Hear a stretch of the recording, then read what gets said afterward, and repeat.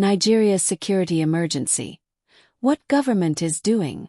Hello everyone and welcome back to Discovery Learning Hub. Today we're looking at a major new step in Nigeria's fight against the rising tide of insecurity, a nationwide security emergency declared by the federal government, and 6 key measures unveiled to restore safety across the country. Why this matters? In recent months, Nigeria has faced escalating threats. Terrorist attacks, banditry, kidnapping, violent clashes, and widespread fear. Across many states, citizens have suffered losses, communities have been disrupted, and trust in security institutions has been shaken. Recognizing this crisis, the president has declared a national security emergency, signaling that the government is taking a bold, renewed approach to protect lives and ensure peace. The 6 key measures.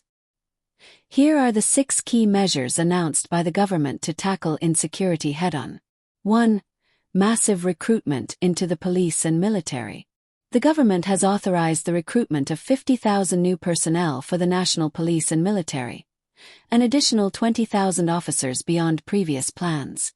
Also, existing police officers assigned to VIP protection or guard duties are being withdrawn, retrained, and redeployed to frontline areas where insecurity is most acute.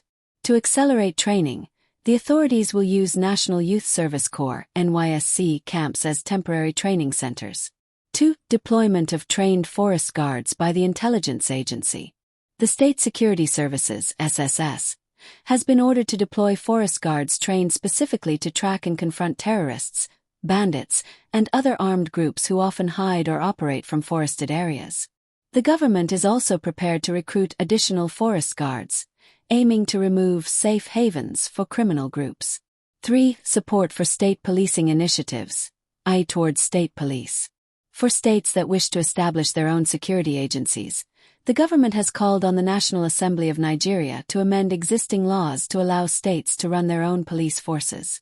The federal government also pledged support for states that already maintain security outfits to complement federal forces. 4. Warning states about boarding schools in remote or insecure areas. In light of growing kidnappings, especially of students, the government cautioned state governments against placing boarding schools in remote or poorly secured locations. The safety of students must be prioritized before approving new boarding facilities. 5. Call for security protection for religious gatherings, mosques and churches. Religious institutions, mosques and churches, were urged to request police or security protection whenever they gather, particularly in vulnerable or insecure regions. The government wants to ensure that soft targets are no longer left exposed to attacks. 6. End of open grazing and push for ranching. The government reiterated its plan, via the newly empowered Ministry of Livestock, to abolish open grazing and promote modern ranching as a way to reduce herder-farmer clashes.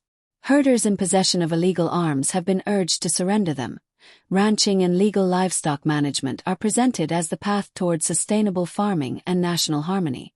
What this could mean for Nigerians? These measures, if properly implemented, could significantly strengthen security across Nigeria.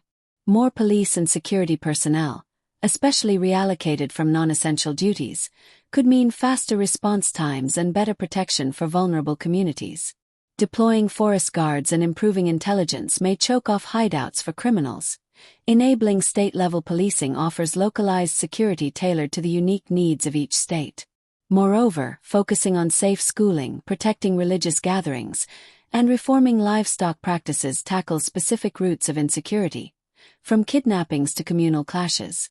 But the success of these measures depends on consistent implementation, accountability, and coordination between federal and state governments, things that have often been in short supply. Challenges and what to watch out for. Of course, there are serious challenges. Recruiting 50,000 officers is a major undertaking. It requires funding, training infrastructure, and proper oversight. Using NYSC camps for accelerated training could speed things up. But will quality and discipline be maintained under pressure? Meanwhile, giving states power to create their own police forces raises questions about consistency, oversight, and potential abuse if not properly regulated. Also, pushing herders toward ranching may face resistance, cultural, economic, and logistical, especially if support systems are weak. Finally, as some observers point out, security interventions alone cannot fully solve insecurity. Underlying issues like poverty, lack of education, unemployment, weak institutions, and community mistrust also need to be addressed. What you, the citizen, can do in closing. As Nigerians, there are steps we can take to support these efforts. Stay informed. Know what your local security situation is, and cooperate with law enforcement when needed. Support calls for accountability. Demand transparency from those in charge of implementing security reforms. For community leaders, religious groups, schools, plan security for gatherings, especially in vulnerable areas. Encourage peaceful coexistence, whether farmers, herders, or urban dwellers, and support peaceful dispute resolution. In the end, lasting peace in Nigeria depends not only on security reforms, but on unity, community cooperation, and collective responsibility. If we all play our part, these new measures could be a turning point in restoring safety and hope across the country. Closing. Thanks for watching Discovery Learning Hub. If you found this video informative, please like, share, and subscribe, and let us know in the comments what you think. Will these measures be enough? What else should be done? Until next time, stay safe, stay informed.